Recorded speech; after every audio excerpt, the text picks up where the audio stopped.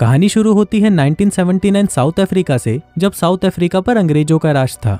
ये वो समय था जब अफ्रीका के लोगों के साथ उनके रंग को लेकर भेदभाव किया जाता था और उन्हें हर कामों में पीछे रखा जाता था। फिर जब ये भेदभाव कुछ ज्यादा ही बढ़ने लगे तो अफ्रीका के लोग सड़कों पर उतर आए और अपने हक और फ्रीडम के लिए लड़ने लगे। अब क्योंकि अंग्रेज सरकार ऐसा नहीं चाहती थी, इसलिए उन्होंने कई लोगों को गोली मार दी और कईयों को जेल में डाल दिया। यहाँ तक कि उन्होंने औरतों और बच्चों को भी नहीं छोड़ा। वहीं दूसरी तरफ गोरे लोग थे जो अपनी जिंदगी आराम से बिता रहे थे और उन्हें किसी भी चीज की कोई प्रॉब्लम नहीं थी। लेकिन इसके साथ ही कुछ गोरे लोग ऐसे भी थे जो कि जानते थे कि काले लोगों के साथ अत्याचार हो रहा है, इसलिए उन्होंने उनके हक के लिए लड़ने का फैसला किया। उन्हीं में से ऐसे दो आदमी थे, टिम और स्टीफन। ये दोनों ANC के साथ मिलकर काम करते थे, जिसका मकसद था अफ्रीका को एक डेमोक्रेटिक कंट्री बनाना जहाँ पर सभी लोगों को एक जैसा माना जाए। ये दोनों शहर के कई जगहों पर बॉम्ब रखते थे, लेकिन जब वो बॉम्ब फटते थे तो उनमें से पैम्पलेट्स निकलते जिनमें उन लोगों के साथ हो रहे भेदभाव के खिलाफ आवाज उठाने के लिए उनको मोटिवेट किया जाता। लेकिन बदकिस्मती से वो दोनों पकड़े जाते हैं और उन पर मुकदमा चलाया जाता है, जिसमें टिम को 12 साल की जेल होती है और स्टीफन को 8 साल की। वहीं कोर्ट में स्टीफन भागने की भी कोशिश करता है, लेकिन इससे कोई फायदा नहीं होता। अब उन दोनों को प्रेटोरिया नाम की एक जेल में भेज दिया जाता है, जो कि गोरे लोगों की जेल थी और उनके कायदे कानून बहुत ही सख्त थे। वहीं पहले ही दिन उन दोनों को बता दिया जाता है कि तुम दोनों ने अपने देश के साथ गद्दारी की है, इसलिए अब जिंदगी भर यहीं सड़ते रहो। इसके बाद उनको उनके सेल की तरफ ले जाया जाता है, जिस दौरान बीच में कई तरह के दरवाजे थे जो कि अलग अलग चाबियों से खुलते थे। वहीं टिम उन दरवाजों को ध्यान से देखता जा रहा था, क्योंकि वो जिंदगी भर यहाँ पर तो रहने वाला नहीं था। अब उन दोनों को उनके सेल में बंद कर दिया जाता है, जो कि एक दूसरे के पास में ही थे और वो दोनों वहाँ दीवार पर नॉक करके एक दूसरे से कम्युनिकेट कर सकते थे। फिर अगले दिन टिम की मुलाकात डेनिस नाम के एक आदमी से होती है, जो कि इस जेल में उम्र कैद की सजा काट रहा था। टिम की तरह डेनिस ने भी एक बार रंग भेद के खिलाफ आवाज उठाने की कोशिश की थी और अब वो यहाँ पर है। फिर डेनिस टिम को बताता है कि हम यहाँ पर ब्लू शर्ट वाले कैदियों के साथ नहीं बैठते, क्योंकि वो लोग खूनी और रेपिस्ट हैं। हम यहाँ पर ग्रे शर्ट वाले हैं, जो यहाँ पर किसी दूसरे जुर्म की वजह से आए हैं।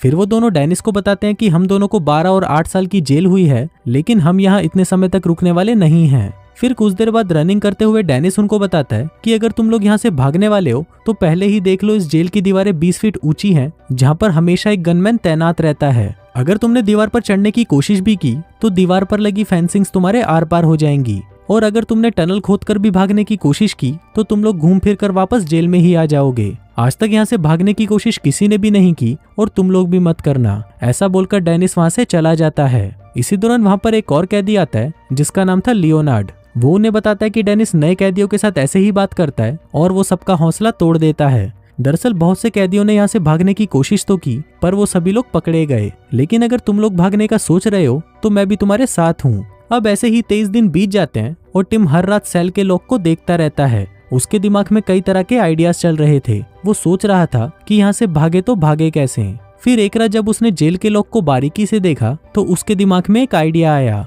फिर अगले दिन वो अपने साथियों को बताता है कि हम लकड़ी की चाबियां बना सकते हैं और यहाँ से भाग सकते हैं। लेकिन इस पर लियोनार्ड कहता है कि लकड़ी की चाबी टूट सकती है, ऊपर से चाबियां बनाने के लिए हमें लकड़ी की भी जरूरत पड़ेगी। टिम कहता है कि लकड़ी तो हमें वर्कशॉप से भी मिल सकती है और अब हम यही करेंगे। फिर जब सभी कैदी खाना खा रहे होते हैं तो लियोनार्ड चुपके से अपनी थाली को नीचे गिरा देता है, जिसकी आवाज सुनकर एक गार्ड उसके पास आता है और उसे डांटने लगता है। इसी दौरान टिम को भी चाबियां देखने का मौका मिल जाता है और वो उसे अच्छे से देखने लगता है। अब टिम को जहाँ पर भी चाबियां देखने का मौका मिलता वो उन्हें अच्छे से देखने लगता, ताकि वो सेम उसके जैसी चाबियां बना सके।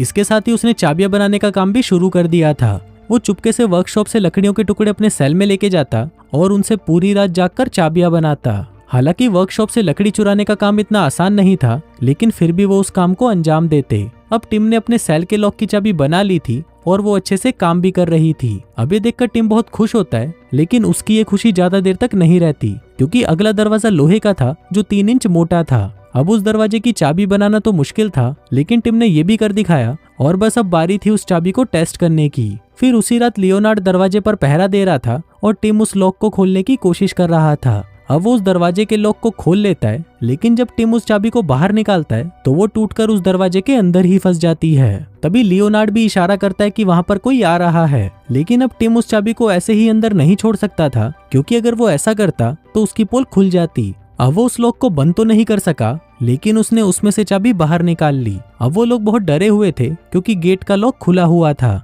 फिर जब गार्ड दरवाजों को बंद करने आता है तो वो देखता है कि एक दरवाजे का लॉक पहले से ही खुला हुआ है। ऐसा पहले कभी नहीं हुआ था, क्योंकि दरवाजे की चाबियां सिर्फ उसी के पास होती हैं।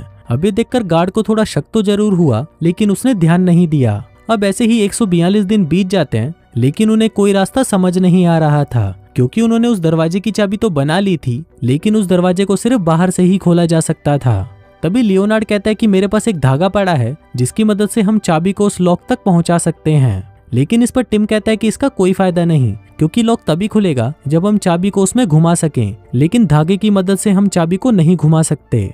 अब उनको जो भी करना था वो सेल की खिड़की से ही करना था, क्योंकि वो सेल बाहर से ही खुलता था। इसी दौरान वहाँ पर गार्ड आ जाता है और उनकी बातें सुन लेता है। उसे थोड़ा शक होता है और वो उनसे पूछता है कि तुम लोग क्या बातें कर रहे हो। वो कहते हैं कि हम तो सिर्फ अपना काम कर रहे हैं। जो सुनकर गार्ड वहाँ से चला जाता है। तभी झाड़ू की स्टिक को देखकर स्टीफन को एक आइडिया आता है। वो उस स्टिक की मदद से सेल के गेट को खोल तो सकते थे, लेकिन एक प्रॉब्लम ये भी थी कि वो स्टिक लॉक तक नहीं पहुंच रही थी। लेकिन टिम इसका भी सॉल्यूशन ढूंढ लेता है। वो स्क्रू की मदद से एक लकड़ी का टुकड़ा उस स्टिक पर लगा देता है, जिससे वो स्टिक लॉक तक पहुंच जाएगी और उसे घुमाया भी जा सकेगा। अब टिम ने वो स्टिक तैयार तो कर ली थी, लेकिन अब बारी थी उसको आजमाने की। फिर काफी कोशिशों के बाद वो उस लॉक को खोल तो लेता है, लेकिन इसी दौरान उससे वो चाबी नीचे गिर जाती है। अब ये बहुत रिस्की था, क्योंकि अगली सुबह गार्ड्स उस चाबी को जरूर देख लेंगे, इसलिए टिम को कैसे भी उस चाबी को वहां से उठाना था। इसलिए टिम इस्तेमाल करता है च्युइंगम का। वो उसे चबाकर लकड़ी पर लगा देता है और उससे वो चाबी को उठाने की कोशिश करता है।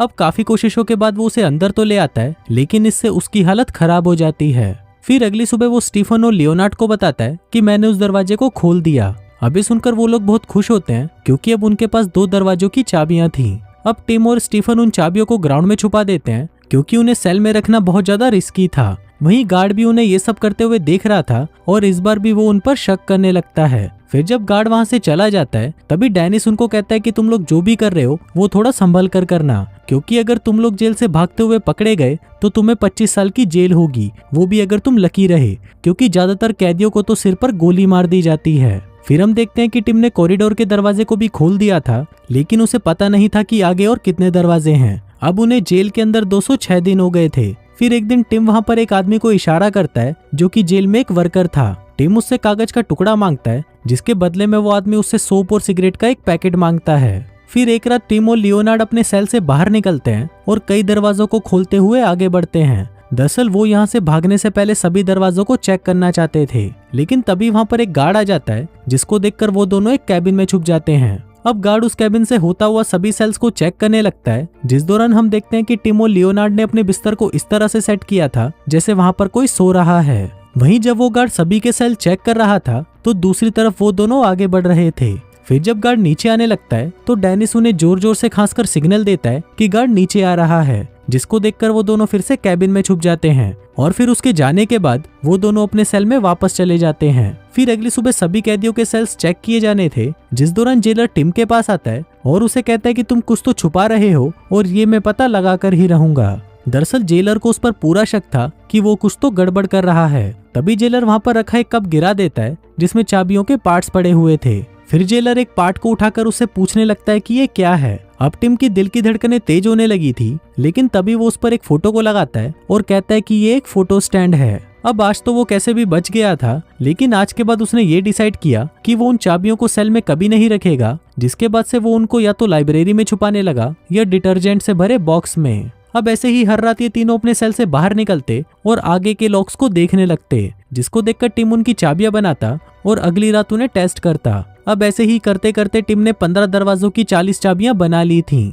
फिर एक दिन टिम सभी से कहता है कि मैंने सभी लॉक्स की चाबियां बना ली हैं, इसलिए तुम लोग भी हमारे साथ ही भाग चलो। लेकिन इस पर डेनिस कहता है कि नहीं, हम तुम्हारे साथ नहीं जाएंगे। हम यहाँ से भागेंगे तो नहीं, लेकिन हम तुम्हारी मदद जरूर कर सकते हैं। फिर अगले दिन टिम के सेल को फिर से चेक किया जाता है, लेकिन उन्हें वहाँ पर कुछ नहीं मिलता। वहीं टिम एक लकड़ी की मदद से उस पेपर को स्टीफन के सेल में पहुंचा देता है, जिस पेपर को उसने उस वर्कर से लिया था। दरअसल उस पेपर में इस जेल का पूरा मैप बना हुआ था, जिसकी मदद से वो ये पता लगा सकते थे कि उन्हें कहां से निकलना है। फिर उसी रात सबसे पहले टिम अपने सेल के दरवाजे खोलता है, जिसके बाद वो स्टीफन और लियोनार्ड को भी खोल देता है। ये तीनों अपने साथ कुछ कपड़े भी ले लेते हैं, जिन्हें वो जेल के बाहर पहन सकते थे। अब ये तीनों एक एक दरवाजे को खोलते हुए आगे बढ़ रहे थे, लेकिन कुछ ही देर बाद वहाँ पर गार्ड भी आ जाता है और वो उसी कैबिन की तरफ बढ़ने लगता है जहाँ पर वो तीनों छुपे हुए थे। लेकिन तभी डेनिस अपने सेल के लाइट लैंप को तोड़ देता है, जिसकी वजह से सभी सेल्स की लाइट चली जाती है। अब प्लान के मुताबिक सभी कैदी उस गार्ड को आवाज लगाने लगते हैं कि उनके सेल की लाइट को ठीक कर दिया जाए ताकि टिम और बाकी दोनों को वहां से भागने का टाइम मिल सके। अब उनकी आवाज सुनकर गार्ड ऊपर की तरफ जाने लगता है, जिस दौरान वो तीनों बाकी के दरवाजों को खोलने लग जाते हैं। अब वो सभी दरवाजों को खोलकर आगे बढ़ रहे थे, लेकिन तभी उनके सामने एक इलेक्ट्रॉनिक दरवाजा आता है जो कि गार्ड के रूम से ही खुलता था। पर क्योंकि गार्ड वहां पर नहीं था तो लियोनार्ड उसके रूम में जाकर उस दरवाजे को खोल देता है। अब वो तीनों आखिरी दरवाजे तक पहुंच गए थे, लेकिन सभी चाबियां ट्राई करने के बाद भी उनसे वो दरवाजा नहीं खुलता। अब लियोनार्ड गुस्से में उस दरवाजे को तोड़ने लगता है, जिससे वहां पर काफी शोर भी होता है, लेकिन कोई भी उस पर ध्यान नहीं देता। अब फाइनली वो दरवाजा टूट जाता है, जिसके बाद वो तीनों दूसरे कपड़े पहन लेते हैं। वहीं उनकी किस्मत भी अच्छी थी क्योंकि बाहर का दरवाजा भी खुला हुआ था। फिर गार्ड की नजरों से बचते हुए वो लोग जेल से बाहर आ जाते हैं। वहीं पास में एक रोड भी था जहाँ पर और भी लोग जा रहे थे, जिस वजह से किसी का भी उन पर ध्यान नहीं जाता। फिर जेल से कुछ दूर जाते ही वो तीनों भागने लगते हैं और एक टैक्सी पकड़कर वहां से कहीं दूर चले जाते हैं। अब इस तरह वो इस जेल को तोड़कर वहां से भाग निकलते हैं, जहां से निकलकर वो तीनों बहुत खुश थे और उनकी आंखों से आंसू भी आ रहे थे। वहीं अगले दिन जब गार्ड उनके सेल को चेक करता है तो वो शॉक्ड हो जाता है कि वो तीनों इस जेल से भाग निकले। फिर फिल्म के लास्ट सीन में हमें दिखाया जाता है कि ये साउथ अफ्रीका की हिस्ट्री का पहला एस्केप था जहां इतनी सुरक्षित जेल से कोई कैदी भाग गया था।